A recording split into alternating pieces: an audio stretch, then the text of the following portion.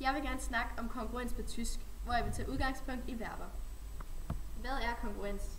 Kongruens mellem subjekt og verballed betyder, at der skal være overensstemmelse mellem de to led med hensyn til person og tal. Det er subjektet i sætningen, der bestemmer verballedets bøjning i person og tal. Et verbum bøjes i person, enten første, anden og tredje person. Det bøjes i tal, ental og flertal, og så bøjes det i tid. Verber kan opdeles i grupper. Den første gruppe er hjælpeverber, hvor sein, haben og werden indgår. Den næste gruppe er de svage verber, som også kaldes for de regelmæssige verber. Den sidste gruppe er de stærke verber, som også kaldes for de uregelmæssige verber. I denne film vil jeg tage udgangspunkt i svage og stærke verber. Her kan du se endelserne på de svage verber, både i præsens og i præteritum. Når et verbum ender på d eller t, tilføjes der et binde-e, hvor der ikke allerede i forvejen står et e i endelsen, da man ellers ikke ville kunne høre endelsen.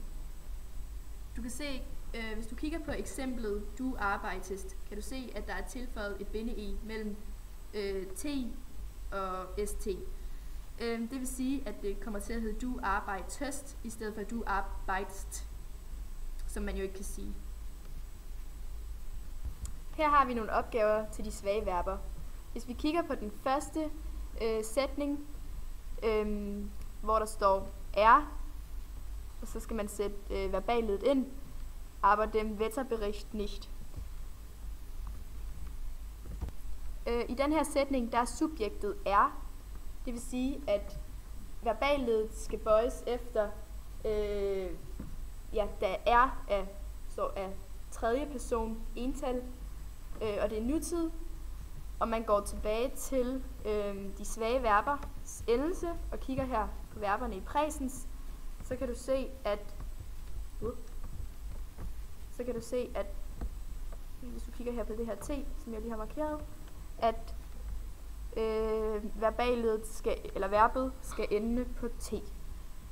Hvis vi går tilbage, så skal glauben bøjes til er glaubt.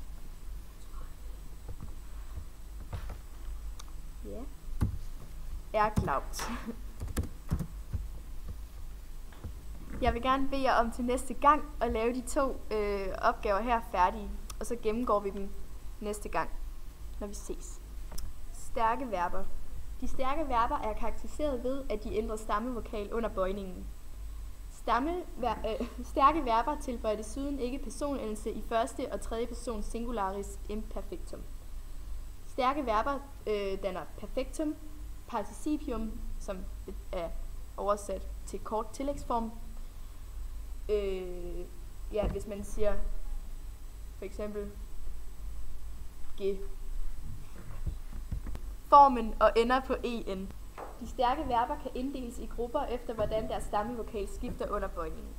Her er der nogle opgaver til stærke verber. Jeg vil gerne bede jer om at lave dem til næste gang vi ses. I skal huske, at e- og a-stammerne skifter vokal i anden og tredje person singularis. En hjemmeside, I kan bruge til opgaverne, er verbformen.de, som er en rigtig god side.